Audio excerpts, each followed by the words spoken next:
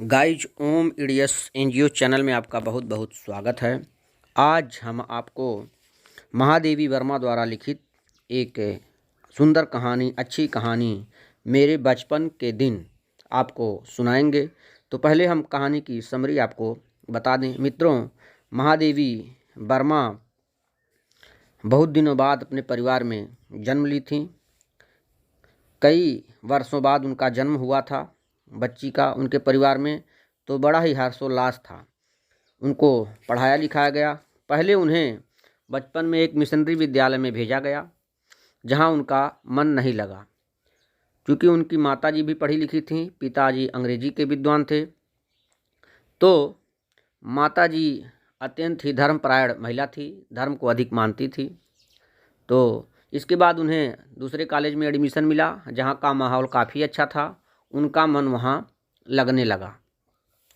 अब इसके बाद में वो हॉस्टल में थी और उस समय महात्मा गांधी का असहयोग आंदोलन चल रहा था। तो अब ये स्नातक स्तर की पढ़ाई कर रही थी और सभा गोष्ठियों में जाया करती थी। उनको बहुत सारा ढेर सारा इनाम मिला करता था उनके लेखन पर। तो एक बार वो एक चांदी का उनको कप मिला था और जिसको उन्होंने गांधी जी को दे दिया था।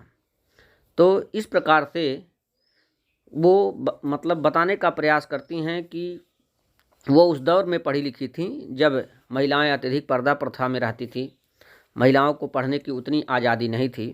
उस समय में उन्होंने अच्छी खासी पढ़ाई की और एक लेखिका का सफ़र तय किया। तो उन्हीं के संस्मरण में आज हम उनके कहानी को सुनते हैं। इस प्रकार से कुछ कहानी का समरी था। अब हम आपको कहानी की विस्तृत चर्चा के में ले चलते हैं। तो मेरे बचपन के दिन जो कहानी है वो इस प्रकार है। बचपन की स्मृतियों में एक विचित्र सा आकर्षण होता है।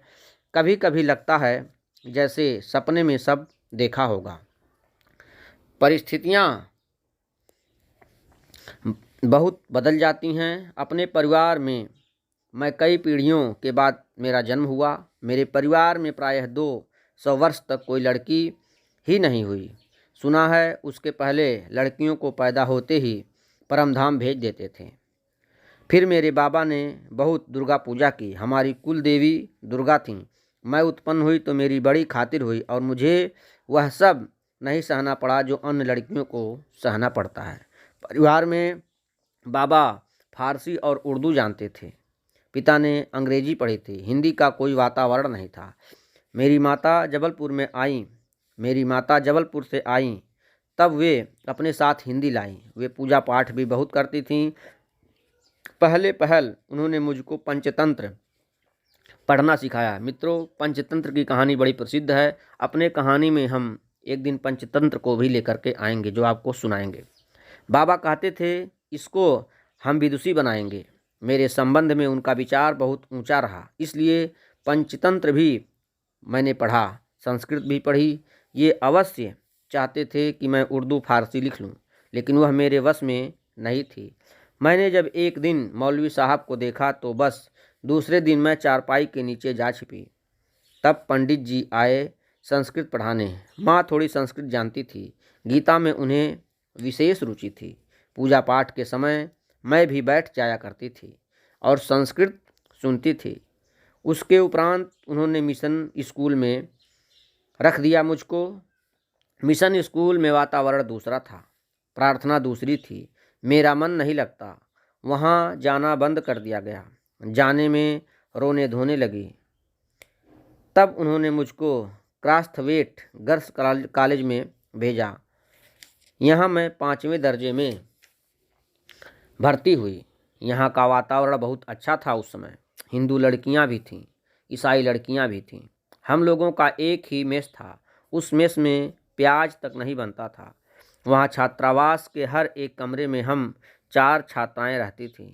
उनमें पहली ही साथिन सुभद्रा कुमारी मिली। सुभद्रा से मतलब मित्रों सुभद्रा कुमारी चौहान, जिन्होंने लिखा है खूब बड़ी मर्दानी वो तो झांसी वाली रानी थी। उनकी प्रसिद्ध कविता है। उसी सुभद्रा कुमारी चौहान के बारे में बात हो रही है। वही सुभद्रा कुमारी चौहान महादेवी वर्मा की साथिन बनी। 7वें दर्जे में वे मुझसे 2 साल सीनियर थीं। वे कविता लिखती थीं। मैं भी बचपन से तुक मिलाती आई थी। बचपन में माँ लिखती थी, पद भी गाती थी। मीरा के पद विशेष रूप से गाती थीं। सवेरे जागिए कृपा निधान, पंछी बन बोले, यही सुना जाता था।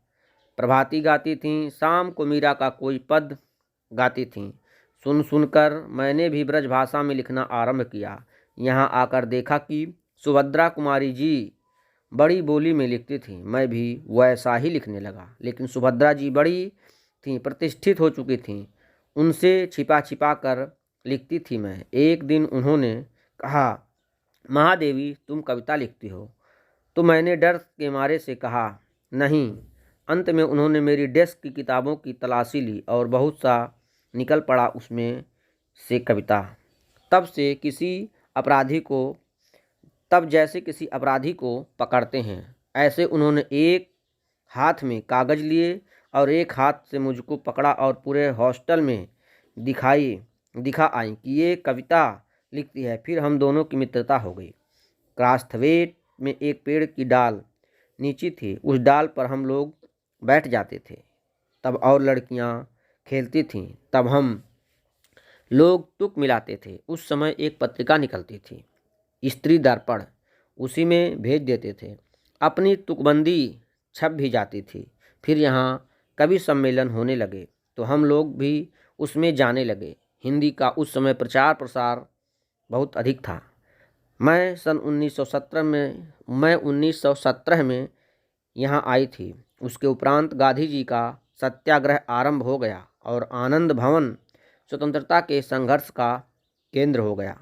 यहाँ तक जहाँ तहाँ हिंदी का भी प्रचार चलता था। कवि सम्मेलन होते थे तो क्रास्थवेट से मैडम हमको साथ लेकर जाती थीं। हम कविता सुनाते थे। कभी हरिऔध जी अध्यक्ष होते थे, कभी श्रीधर पाठक होते थे, कभी रत्नाकर जी होते थे, कभी कोई होता था। कब हमारा नाम पुकारा जाए बेचैनी से सुनते रहते थे। मुझको प्रायः प्रथम पुरस्कार मिलता था। 100 से कम पदक नहीं मिले होंगे उसमें। एक बार की घटना याद आती है कि एक कविता पर मुझे चांदी का एक कटोरा मिला, बड़ा नक्काशीदार और सुंदर। उस दिन सुभद्रा नहीं आई थी। सुभद्रा प्रायः नहीं जाती थी कवि सम्मेलन में। मैंने उनसे आकर कहा, देखो यह मिला।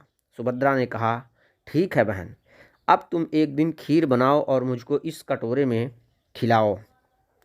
उसी बीच आनंद भवन में बापू आए, माने मोहनदास करमचंद गांधी यानी महात्मा गांधी। हम लोग तब अपने जेब खर्च में से हमेशा एक एक दो दो आने देश के लिए बचाते थे और जब बापू आते थे तो वह पैसा उन्हें दे देते थे। उस दिन जब बापू के पास मैं गई तो अपना कटोरा भी लेती गई। मैंने निकाल कर बापू को दिखाया। मैंने कहा, कविता सुनाने पर मुझको यह कटोरा मिला है। कहने लगे, अच्छा दिखा तो तुझको, अच्छा दिखा तो मुझको। मैंने कटोरा उनकी ओर बढ़ा दिया तो उसे हाथ में लेकर बोले, तू देती है इसे? अब मैं क्या कहती। मैंने दे दिया और लौट आई। दुख यह हुआ कि कटोरा लेकर कहते हैं कविता क्या है, पर कविता सुनाने को उन्होंने नहीं कहा। लौटकर अब मैं सुभद्रा जी से कहा कि कटोरा तो चला गया। सुभद्रा जी ने कहा, और जाओ दिखाने। फिर बोली, देखो भाई, खीर तो तुमको खिलानी ही पड़ेगी, बनानी ही पड़ेगी। अब तुम चाहे पीतल की कटोरी में खिलाओ, चाहे फूल के कटोरे में। फिर भी मुझे मन में ही प्रसन्नता होती रही कि पुरस्कार में मिला अपना कटोरा मैंने बापू को दे दिया। सुभद्रा जी छात्रावास छोड़कर चली गईं। तब उनकी जगह एक मराठी लड़की जेबुन निशा हमारे कमरे में आकर रही। वह कोल्हापुर से आई थी। जेबुन मेरा बहुत सा काम कर देती थी। वह मेरी डेस्क साफ कर देती थी, किताबें ठीक से रख देती थी और इस तरह मुझे कविता के लिए कुछ और अवकाश मिल जाता था। जेबुन मराठी शब्दों से मिली जुली हिंदी बोलती थी। मैं भी उससे बहुत कुछ मराठी सीखने लगी थी। वहाँ एक उस्तानी जी थी, जीनम बेगम। जेबुन जब इकड़े तिकड़े या लोकर लोकर जैसे मराठी शब्दों को मिलाकर कुछ कहती तो उस्तानी जी से टोके बिना न रहा जाता था। वाह देसी कौवा मराठी बोल। येबुन कहती थी, नहीं उस्तानी जी, यह मराठी कौवा मराठी बोलता है। येबुन मराठी महिलाओं की तरह किनारीदार साड़ी और वैसा ही ब्लाउज पहनती थी। कहती थी, हम मराठी हूँ तो मराठी बोलेंगे। उस समय यह देखा मैंने कि सांप्रदायिकता नहीं थी। जो अवध की लड़कियाँ थीं वे आपस में अवधी बोलती थीं, बुंदेलखंड की जो आती थीं वो बुंदेली बोलती थी। कोई अंतर नहीं आता था और हम पढ़ते थे हिंदी, उर्दू भी हमको पढ़ाई जाती थी, परंतु आपस में हम अपनी भाषा में ही बोलती थी। यह बहुत बड़ी बात थी। हम एक मेस में खाते थे, एक प्रार्थना में खड़े होते थे, कोई विवाद नहीं होता था। मैं जब विद्यापीठ आई तब तक मेरे बचपन का वही क्रम चला जो आज तक चलता आ रहा है। कभी कभी बचपन के संस्कार ऐसे होते हैं कि हम बड़े हो जाते हैं तब तक चलते हैं। बचपन का एक और संस्कार भी था कि हम जहाँ रहते थे वहाँ जवारा के नवाब रहते थे। उनकी नवाबी छिन गई थी। वे बेचारे एक बंगले में रहते थे। उसी कंपाउंड में हम लोग रहते थे। बेगम साहिबा कहती थी, हमको ताई कहो। हम लोग उनको ताई साहिबा कहते थे। उनके बच्चे हमारी माँ को चची जान कहा करते थे। हमारे जन्मदिन वहाँ मनाए जाते थे। उनके जन्मदिन हमारे लिए मनाए जाते थे।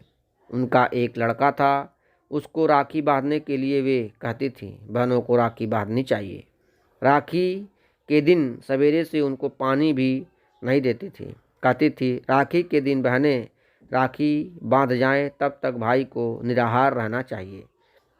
बार बार कहलाती थी, भाई भूखा बैठा है राखी बंधवाने के लिए। फिर हम लोग जाते थे, हमको लहरिये या कुछ मिलते थे। इसी तरह मुहर्रम में हरे कपड़े उनके बनते थे तो हमारे भी बनते थे। फिर एक हमारा छोटा भाई हुआ वहाँ तो ताई साहिबा ने पिताजी से कहा, देवर साहब से कहो वो मेरा नेक ठीक करके रखें, मैं शाम को आऊँगी। वे कपड़े वपड़े लेकर आईं। हमारी माँ को वे दुल्हन कहती थीं।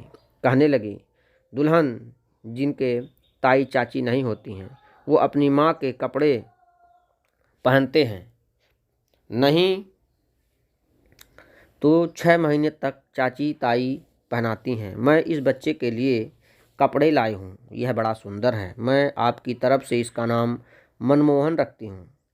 वही प्रोफेसर मनमोहन वर्मा आगे चलकर जम्मू यूनिवर्सिटी के वाइस चांसलर रहे, गोरखपुर यूनिवर्सिटी के भी रहे।